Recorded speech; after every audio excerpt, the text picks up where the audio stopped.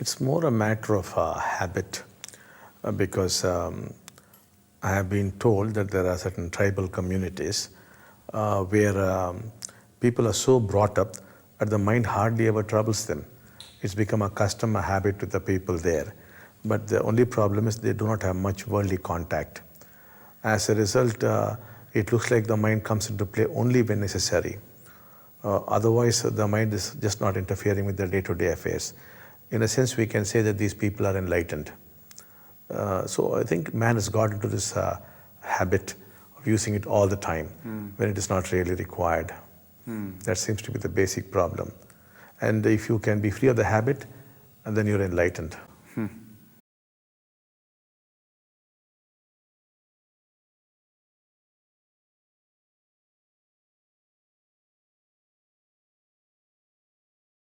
Yes, here again, I would say to watch your own mind, that also is enlightenment.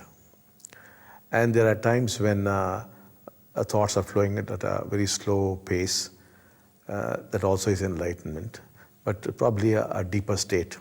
And there are times when there are no thoughts at all, which is a still deeper state. So it goes on and on that way. So, but you can have all your thoughts, you can have all your conflicts, you can have your mind and still be enlightened if you could watch it as a third person. But of course, the higher state is when the thoughts are there, but they are not in conflict. But the still higher state is when thoughts are totally absent. And the still higher state is when all the senses are in a very awakened state. So it goes on that way.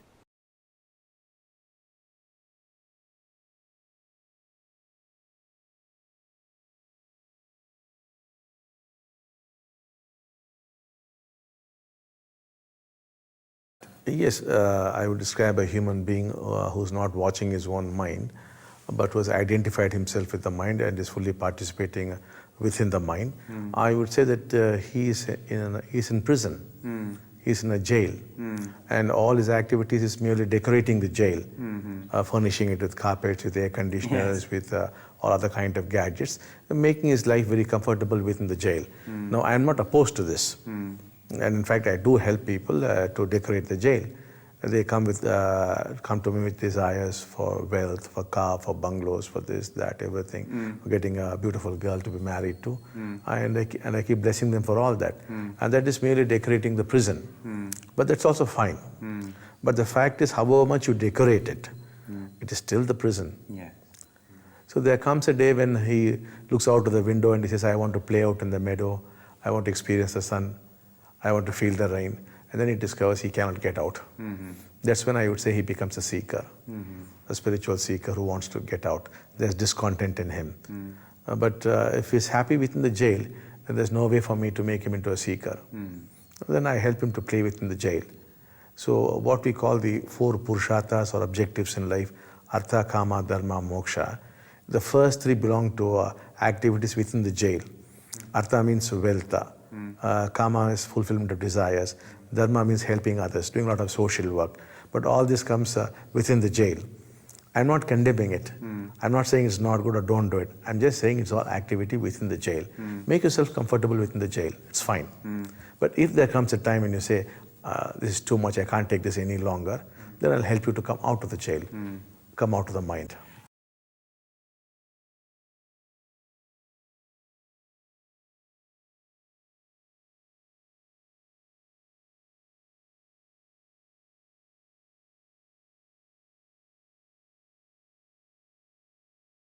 There's absolutely no problem. Okay. But the thing is, suppose he's out of the mind and he wants a car, there's no problem with it.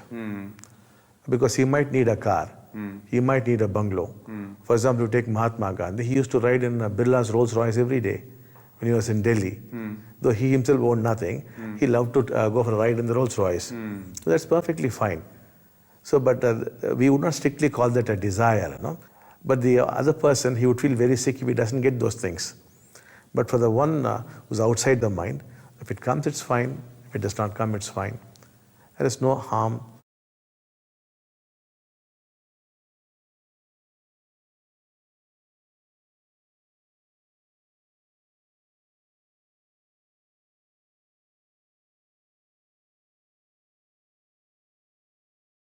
Yes. See, basically you believe there is a controller there who's controlling your thoughts. Now, my stand is that there is no controller at all. But there is a control, like a built-in program, which is controlling your thoughts. But there's no controller. Like your hair grows. You do not take any decision to make your hair grow. Your nails grow. Now, you're not playing any role in that. The digestive system keeps functioning. You keep breathing. In none of these activities you have a role. So how come you have a role when it comes to your thoughts? So there's nobody there playing any role. There's no controller, but yet there's a control. Now, the moment you realize that there's no controller, it is not that you're going to lose control. The control is still there. So it will take care of all your activities. The only thing is you would be completely clear that there's nobody there inside who's controlling. That is the liberation we are talking about.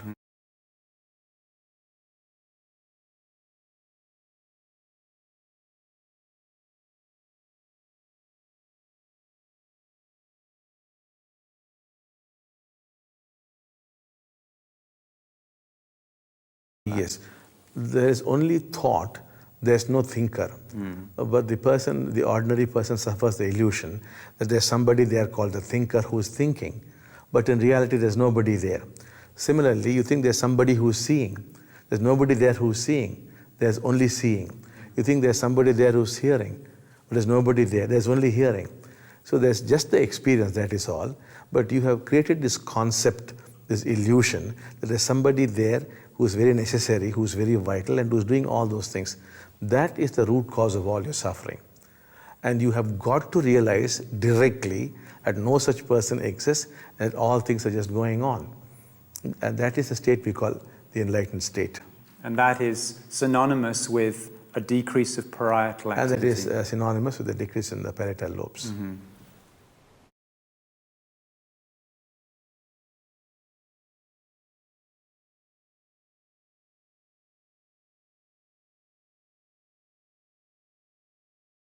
Thoughts would continue. There could be conflicting thoughts, yes, and they do continue. At the next level, conflict ceases, but thoughts continue. At a still higher level, thoughts also cease, and this is a never-ending journey. Let's focus in on the level of conflict ceases. Conflict ceases. What is the conflict? The conflict is between what and what? Yes, conflict is between where you are and where you want to go. Right. You have a wife, you want her to be like this, that is your conflict. You are somebody and you want to become somebody else, that is the conflict. Now when I say conflict ceases, you accept things as they are. You have made friends with the situation, friends with your thoughts, friends with your anger, friends with your violence. Not that you become free of them. You no more struggle with them. You no more struggle to chain them. And that is what I mean when I say the absence of conflict. Not that conflict disappears, but you're made friends with it. Now, when you say made friends with violence, yes, I'm assuming you don't mean that we're going to act violently to other people. Yes, the fact is the moment you accept that you're violent, the strangest thing is you cease to be violent. As long as you do not accept the fact that you are violent, you are violent. But when you can see violence, what happens is you can also see the danger that violence causes, the harm, the damage it causes, and nobody does that. So you have to accept the fact that there is violence in you, and you make friends with it, because violence is too powerful. There's nothing you could do against it. So you shake hands and say good morning and make friends with it. And strangely you find violence doesn't trouble you, because violence has been given due respect. So there's no problem. At a higher level, violence just leaves you. It vanishes.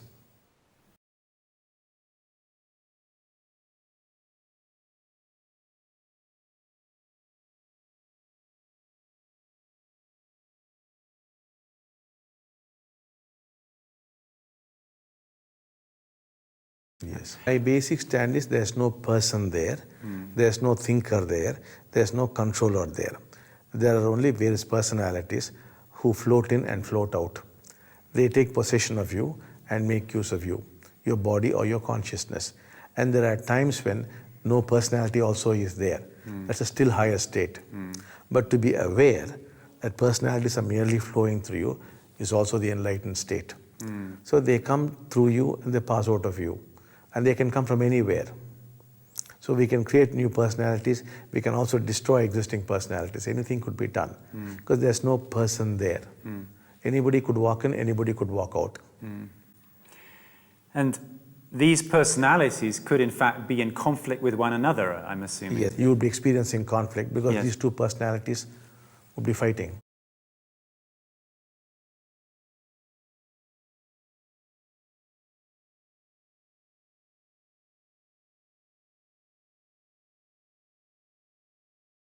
Yes. When the lobes do come down, what you realize is there is conflict going on between two or more personalities you're witnessing from outside the ring. The boxing is going on, but you're watching it. I see.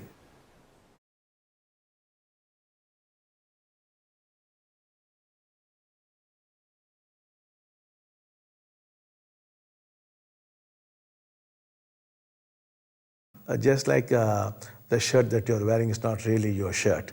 You're not the one who tailored it. You're not the one who grew the cotton which went into it. In fact, the whole universe has gone into it. And still you call it your shirt. So thought has taken millions of years to evolve.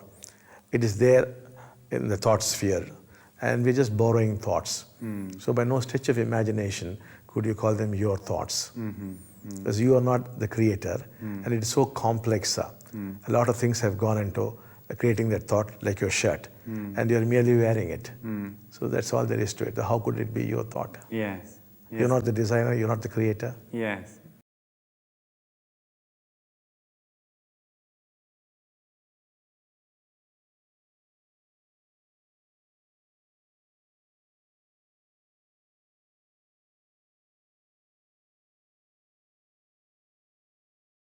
Actually, people, when they go to certain places, they can pick up the thoughts which are in the thought sphere there. No? Yeah. And they would be complete strangers to such thoughts. On one occasion, a gentleman came to me, a 65-year-old man, and he was weeping. I asked him, what's the matter with you? He said, I'm 65, I've been a clean, good man, but the last few hours I'm seized with lustful thoughts, which had never happened to in my life. Then I asked him, did it happen all of a sudden? He said, yes. Then I said, could you tell me which place? Then he told me so-and-so place. Then I remembered a suicide pact between a boy and a girl who were in love, and they'd committed suicide there. Then I told him, it's exactly because you went there, maybe another 6 hours you'll be free of it. And the man became free of it.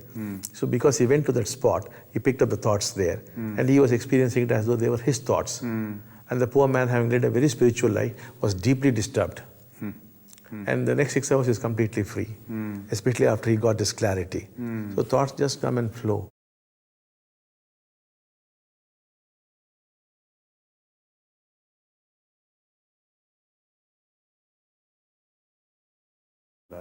They could arise from the body also. Even if they arise from the body, they're still not your thoughts. They could arise from anywhere. They're all part of the collective Yes. mind.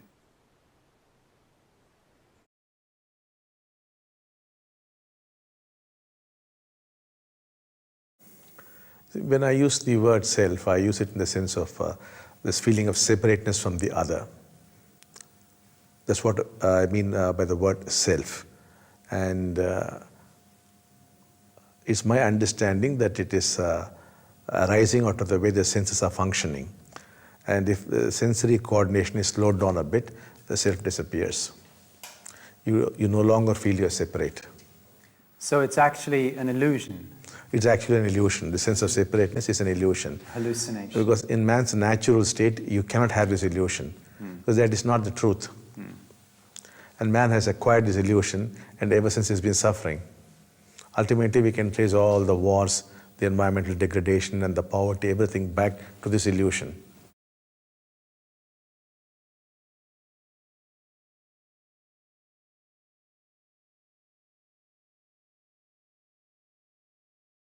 When all the personal suffering has come to an end, we would say you are enlightened.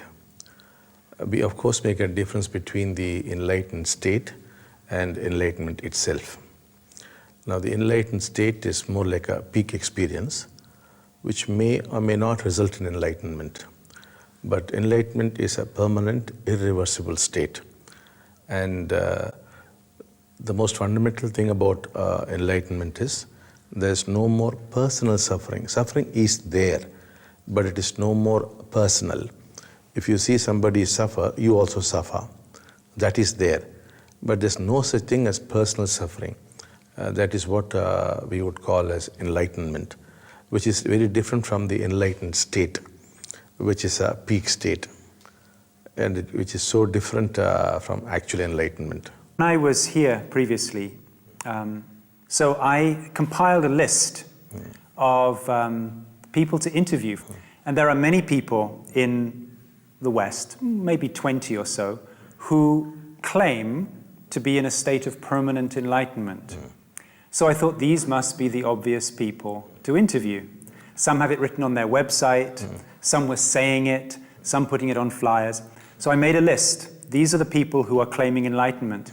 And I took the list to my dasa, and he looked down the list, and I think you have some way of measuring the brain to ascertain if enlightenment is in fact the case. Yes. He went down this list of the people claiming enlightenment and said, no, no, no, far away, no, no, no, like this. Yes. And then later we had a conversation and you confirmed that I had the wrong list. Yes. And I was very surprised. All the ones who were saying enlightenment were actually not on the list. Yes. So then I said, well, excuse me, has anybody actually reached the state you're talking about? Yes. And then you and Pragnan said, oh, yes, yes, yes, there are many. And you gave me a completely different list. Yes, yes. And then I went to these people who you said they are enlightened. Yes. And I telephoned them or met with them. Yes. And I asked them about their condition. And their response was very much the same in every case. I feel very normal. I feel very relaxed. I really don't feel any particular state. So what they were describing to me was a very natural, just thing with the present moment. Yes. So it sounds like there may be some confusion has arisen around what enlightenment is. Yes. And it sounds like people claiming enlightenment may in fact not be the enlightened ones. Could you comment on that? There seems to be some actual confusion. That is, when a yajna is in progress and people get the enlightened state, we used to say, you have made it. From our point of view, if somebody gets the enlightened state, there's every possibility of his becoming enlightened. So the moment he gets the enlightened state and he says, I have got this experience, then we would say, yes, you have made it. Now what we imply by that is that in course of time he would become enlightened. Now for many it looks like it did not happen. They did not become enlightened, but the state itself is only temporary in nature, it goes away. But these people continue to believe that they are enlightened. So I wouldn't blame them for that. I would say there's a lot of confusion and we have to make things more clear.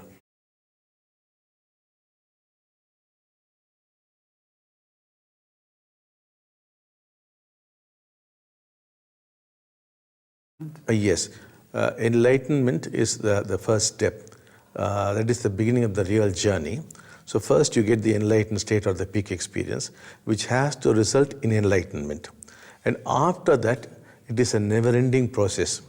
I would say the process ultimately stops only when you merge into the light. Until then, it goes on and on. It will go on while you are on this planet, and after you left the planet, it still continues. So there's no end to it.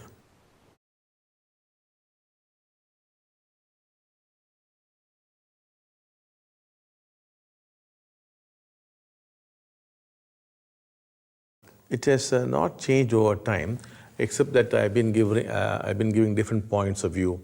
I've been making the description richer and richer to help people. It is not that the idea is evolving or some concepts have changed. It's not like that. But since there's only a short course there, we cannot talk about everything. So we have this habit of talking a little bit in this course, a little bit in the next course, a little bit this year, a little bit next year. So very often it has led to the impression as though the concept is being changed. Even now, whatever we have spoken to the public is probably less than 1% of what we are capable of speaking. But since there's just no time, and maybe we don't have to speak all those things, we are not speaking about it. But as people evolve, certainly we'll be speaking a lot more to help them.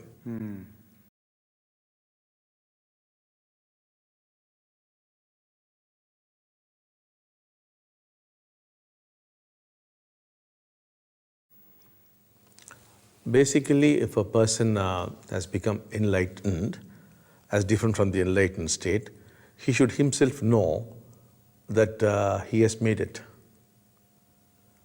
Because he would certainly see a clear difference between what he was earlier and what he is now. All that is required is he has to try to remember how he was in the past, and he will see a definite difference there. And he'll find that something is missing, somebody is not there. That's how he would, but he might not know, unless we define that as enlightenment, he might not know that he'll just feel that there is a difference, that's all. And he goes along living merrily, you know. So the definitions do help him in that sense, to say, yes, something has happened to me. Yeah, so this seems to be also, Bhagwan, a little bit the, what has created the confusion is that there have been many people saying, I'm enlightened, so they are convinced they've made it, but actually, according to these brain measurements, they haven't. So yes. These people seem to have their own idea of enlightenment, and maybe we are also responsible for that. And therefore, they declare themselves to be enlightened. And there are also people who are actually enlightened, who know clearly that they are enlightened because they have come and told us, I have made it, I am enlightened, I am not there. And we have checked and we have found that to be true. That also is there. And there are also people who have actually become enlightened and still are not aware that they're enlightened, whom we have had to educate. And then they became clear. I see. So all possibilities are there.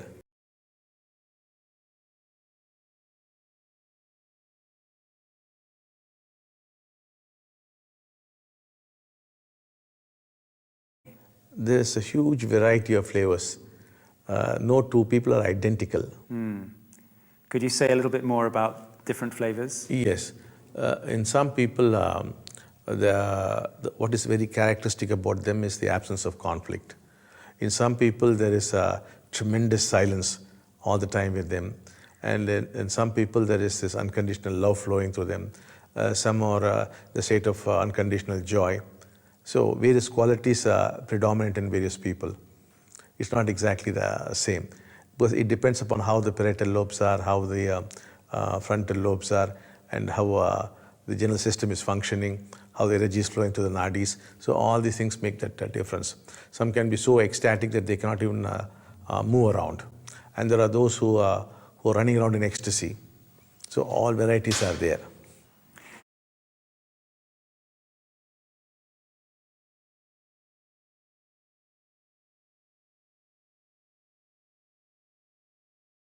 The continuation is that you can clearly see that the mind is out there and that it is functioning on its own, and that you can just witness it doing all the work. And normally at this stage we call the mind the small bird, and the one who's witnessing as the big bird. So we would say you are moved into the big bird and you're watching the small bird. But within the small bird there is conflict, there is thought, everything is there. And at the next level of development, the conflict ceases. So as the big bird watches the small bird, there's no conflict in the small bird. And at a higher level, thoughts too have vanished from the small bird. And at a still higher level, the small bird itself has vanished. So it keeps going on that way. And then at one point, the big bird also vanishes, and you feel that you are the universe. So all these things keep happening. But we generally don't talk much about it. People discover it on their own. Yes, I never heard you speak about birds before. Yes, yes. But now I understand it's all about birds. Yes. So, Bhagwan, we do speak about these things in the Indian processes. We keep it much simpler in the Western processes. But in India, we do speak about the small bird and the big bird.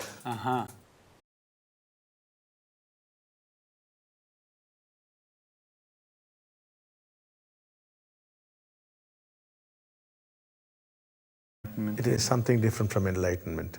Enlightenment is the basic realization that you don't actually exist. And there's no personal suffering. Because we talk about enlightenment in many different ways. But the commonest definition is there's an end to personal suffering and an end to the feeling that you exist as an individual.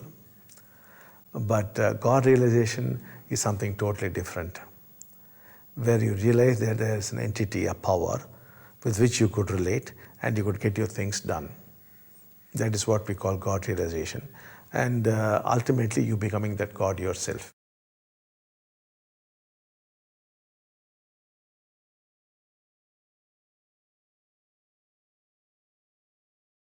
Yes, the lobes keep changing a lot more.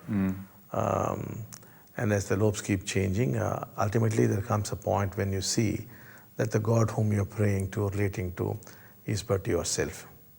First it comes as an insight, then as some kind of realization, and then an actual happening occurs. When the shift happens, then then you're like Christ saying, I and my Father are one. That happens.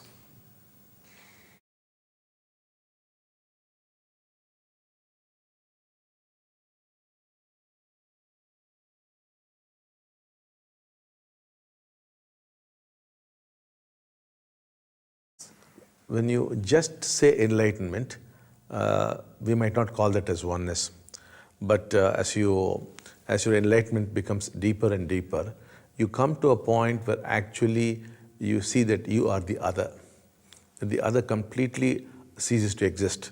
That you and the other are actually one. That's when we would say you are in a state of oneness. Right now you might feel, let us say, that a tree is there and you are there, and without any running commentary, you are watching the tree. But that is not oneness. The kind of oneness we are talking about is you actually experience the tree, as though you have become the tree. That's when we say you are into oneness. So just now, Bhagwan, we're sitting here together, having our interview, and you're seeing this tall, skilly fellow who's come. Yes. When you look, what do you see? See, I'm looking from the big bird, as well as sometimes from the small bird. When I am looking from the big bird, I'm watching the whole thing as though I'm an alien, and all these things are going on. And I also find that the small bird, it is aware that it is giving an interview, that somebody is questioning it, so it is trying to use its memory, its understanding, and it is trying to talk. But there's a big bird for which all this does not make any sense at all. And both are going on in a parallel fashion. So these are three stages then: enlightenment, God realization, and Becoming God. One with God, of the complete oneness. Yes, I see. The total oneness.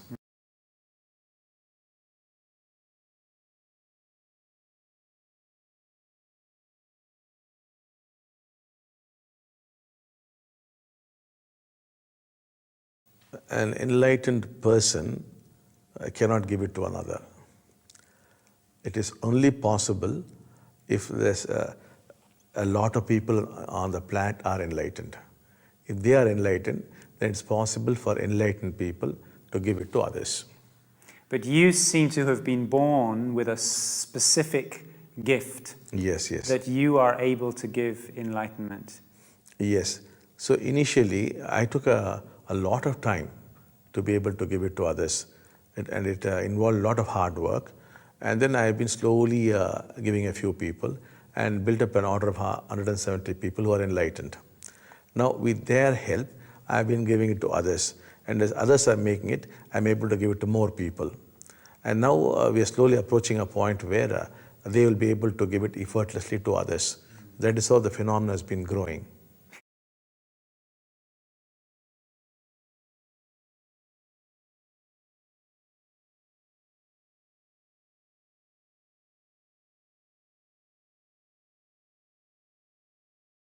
Yes, because enlightenment, wherever it has happened, not because the person did this or did that. And very often, in spite of what he did, it happened. So it has been a happening. But I do believe that in ancient times, enlightenment was being given by the masters to their students. But somehow it was all lost. So I wouldn't say it's totally new, but I would say it's very, very ancient. Thereafter, what seems to have been happening was, it was just happening here and there across the planet. But now it seems to have come back, whereby it is possible to give it to another.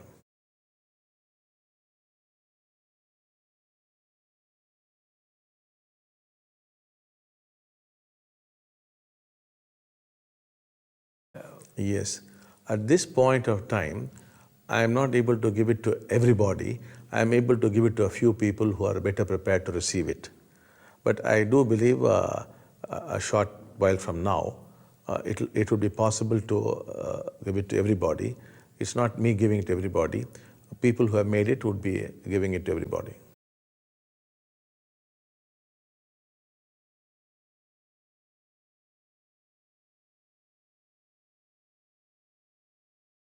Receive it. People who have excellent relationships, and the people who have a lot of spiritual discontent, who are not satisfied with all that they might have in the world, and who have been really seeking hard, these are the people who are best prepared to receive this. And it's easy for us to give it to them, but otherwise it's quite difficult even now. But as more and more people are making it, we find that even people who are less qualified are able to make it. I see. So, and you've said primarily it's the relationship with the mother and father that needs to be set right. Essentially, that's the most important thing, because we have found that wherever the process has not worked, invariably it has led to a problem between the seeker and the father, or the seeker and the mother. Then the process just stops. So we get back to working on that, and then once again the process proceeds.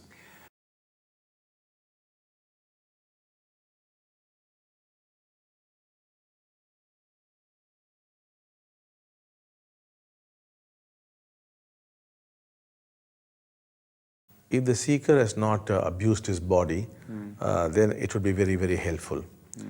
If the seeker has been abusing his body too much, then also it becomes difficult. What do you mean by abusing the body? Abusing, in case he has drunk a lot, he has smoked a lot, he has used drugs. If he has done all these things, then it does become difficult. But on the other hand, if you have not taken recourse to these things, the process goes on much more smoothly.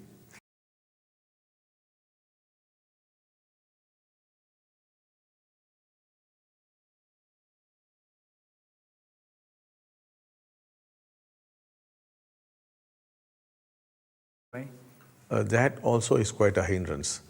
If you're stressed out, or if you're too much worried, then also it becomes a problem.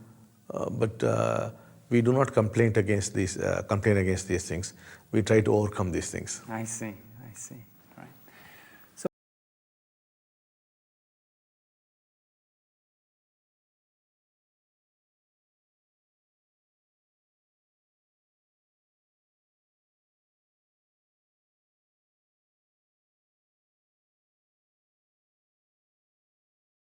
it becomes very often a hindrance, and it prevents you from becoming enlightened. So if only you could see the damage which this kind of seeking is causing, then that could be of help. But really you cannot be free of seeking.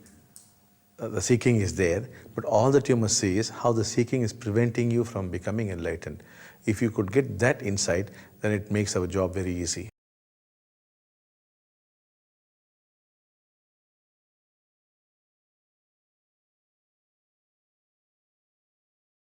In fact, really there's nothing to do, But the problem is people have no idea about not doing anything. So they feel they must do something to get there. But that very effort is the self. They don't seem to realize that. They want to end the self, but the effort to end the self is the self. Somehow they must get the insight that that is the self. Then maybe suddenly it could stop. this is where there must be grace, isn't it? Yes, the grace comes in. It stops it for you. Yes.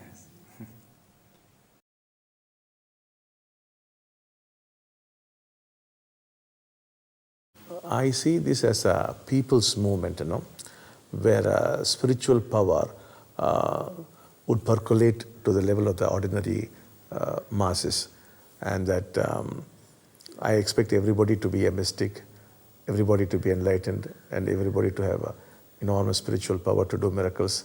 So I believe that we'll be creating a world where there will be no spiritual hierarchy, where everybody is his own guru and everybody is his own Shishya. I think we're heading for that.